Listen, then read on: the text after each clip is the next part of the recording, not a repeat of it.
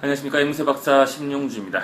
대화질에서 전해드리는 앵무새 강의 제4강입니다. 그동안 제가 논문 때문에 좀 바빠가지고 연말에 제대로 인사를 못 드리고 이제 2월이 다 돼서 논문을 좀 정리를 하고 이제 다시 인사를 드리게 됐습니다.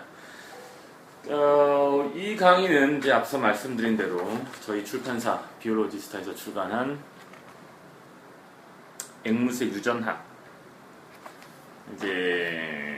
대한 해설 강의입니다. 책 자체가 수준이 좀 높기 때문에 일반적인 유전학적인 배경 지식이 없는 분들의 입장에서는 조금 어렵다 이런 말씀들이 있으셔서 그런 부분에 대해서 이제 제가 저자도 아니고 전 역자도 아닙니다만 이제 편집자로서 참여하면서 강의가 있으면 좋겠다 그런 생각을 해서 이런 강의를 마련하게 됐습니다. 자, 이번 4강에서는 연관 유전자 또는 유전자 연관이라고 부릅니다. 링크드 진과 교차는 이제 크로스오버라고 통상 부르는데 그 두 가지에 대해서 실제로 두 가지 이제 거의 같은 개념이나 마찬가지입니다. 서로가 없이는 설명이 불가능한 개념인데 이것에 대해서 이제 설명을 해드리도록 하겠습니다. 자, 연관 유전자라는 내용을 들어보셨습니까? 아시는 분 한번 손 들어보십시오. 제가 직접 여러분들을 볼 수는 없지만 실제로는 아시는 분들이 거의 없으실 겁니다. 앵무새를 꽤나 키워하셨다고 하시는 분들도 연관 유전자 뭐지? 유전자와 무슨 연관이 되어 있다는 거지? 또는 교차가 무슨 얘기지? 하시는 이제 의아한 생각을 많이 가지실 텐데 이 연관 유전자와 교차에 대한 이해가 없으면 앵무새에서 저희가 실제로 발견하는 거의 대부분이라고 할 수 없는 적지 않은 부분들에 대해서 이해를 할 수가 없게 됩니다. 기존에 저희가 이제 배웠던 1, 2, 3강을 통해서 배웠던 것들은 우성, 열성, 반성 유전 이 세 가지 유전, 통상 저희가 이제 맨델의 유전이라고 하는 그런 것들에 대해서 배웠는데 그것보다 조금 한 단계 높은 수준이고 이 연관과 교차에 대한 개념을 이해해야지만 앵무새의 칼라 돌연변이, 색상 돌연변이와 앵무새의 특정한 칼라를 만들어내는 방법을 정확하게 이해할 수 있습니다. 자, 간단히 말씀드리면 연관 유전자라고 하는 것은 보이십니까?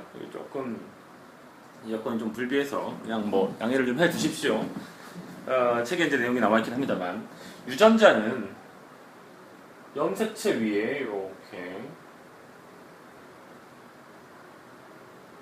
자리를 잡고 있습니다.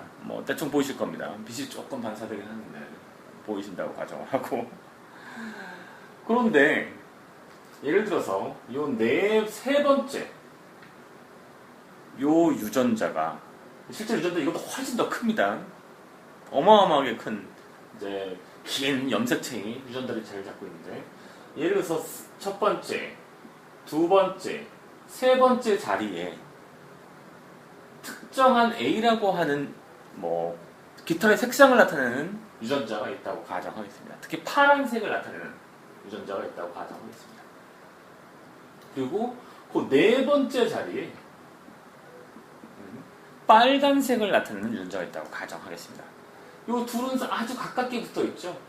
요 네 번째가 다섯 번째가 될 수도 있고 여섯 번째가 될 수도 있고 그 밑으로 무수하게 많은 유전자들이 있고 이 염색체 길이 자체가 워낙 크니까 이랬을 때 요 A와 B 서로 가까이 붙어 있고 비슷한 기능을 하는 요 A와 B를 저희가 연관 유전자라고 부릅니다. 또는 유전자 연관이라고도 하고요. 이해가 되십니까? 정리하자면 염색체의 길이가 다시 한번 말씀드리자면 염색체의 길이가 아주 길고 각각의 유전자들이 쫙 나래비가 세워져 있는데 줄이 쫙 서 있는데 그 중에서 서로 가까이 위치해 있는 유전자들을 연관 유전자라고 한다. 그래서 이제 이게 무슨 의미가 있냐? 이게 왜 중요하냐? 이 연관 유전자들은 저희가 이제 정소나 난소에서 유전자를 만들어낸, 즉 정자와 난자를 만드는 과정에서 감수 분열을 하면서 계속 새로운 정자들, 난자들을 만들어내게 되죠. 근데 그 과정에서 연관 유전자들은 같이 한데 뭉쳐서 움직일 가능성이 높습니다.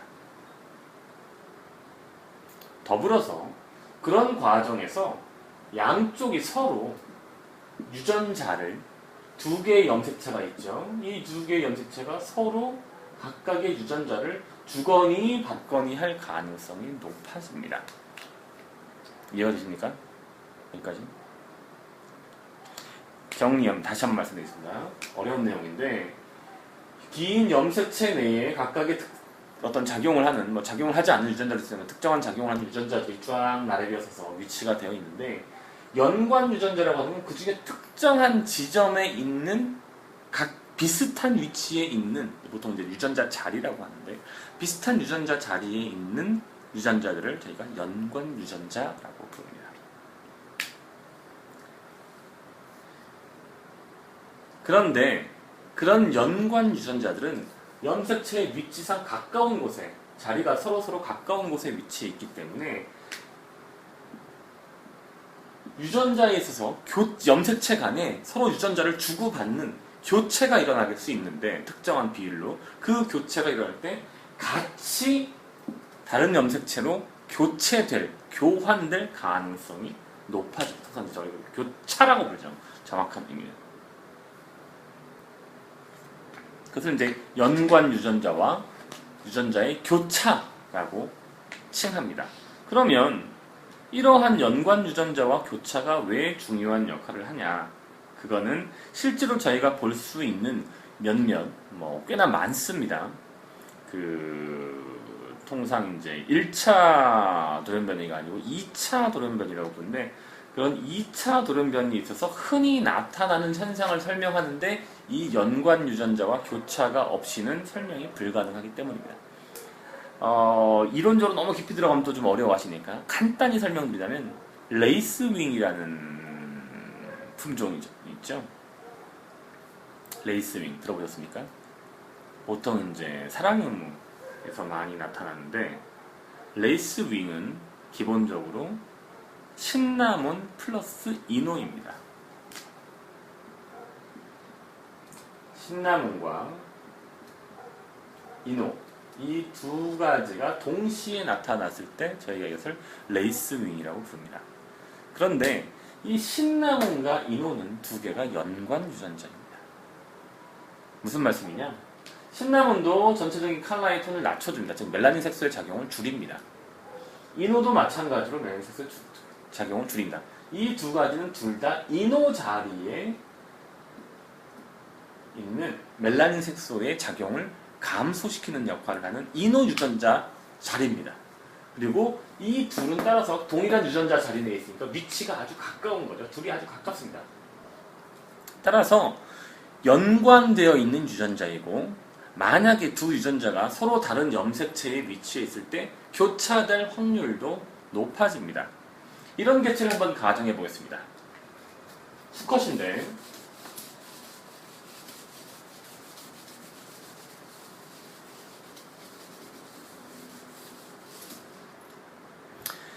수컷 개체인데 염색체가 쭉 있겠죠. 하나, 둘, 셋, 넷, 다섯, 여섯 개라고 가정하겠습니다. 여기도 하나, 둘, 셋, 넷, 다섯, 여섯.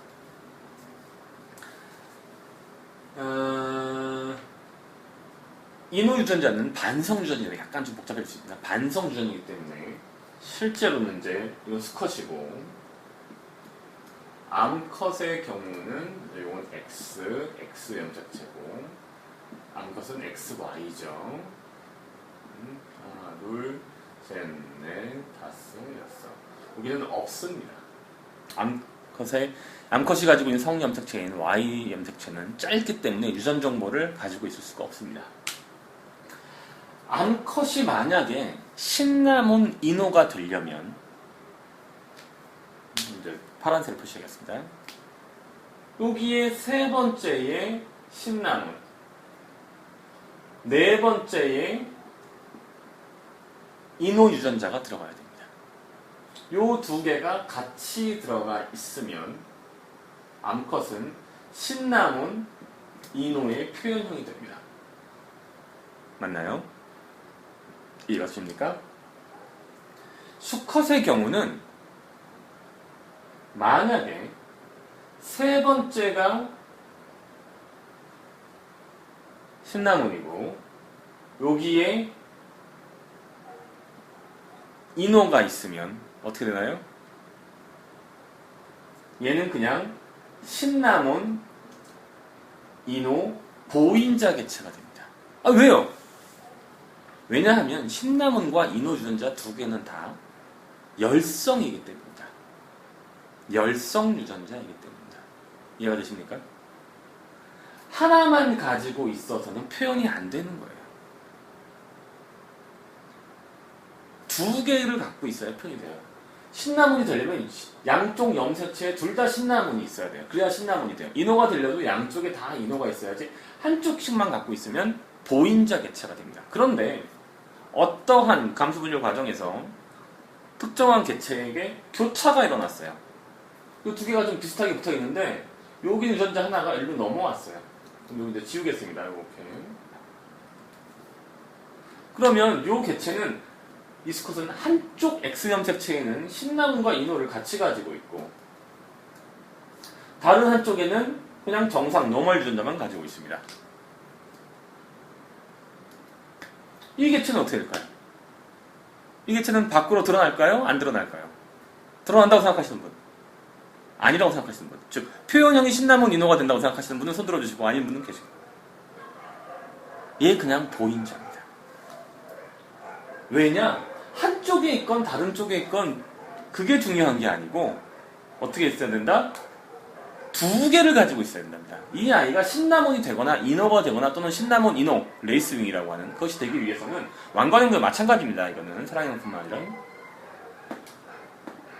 이 개체가 신남원 유전자도 두 개, 이노 유전자도 두 개를 가지고 있어야 돼요.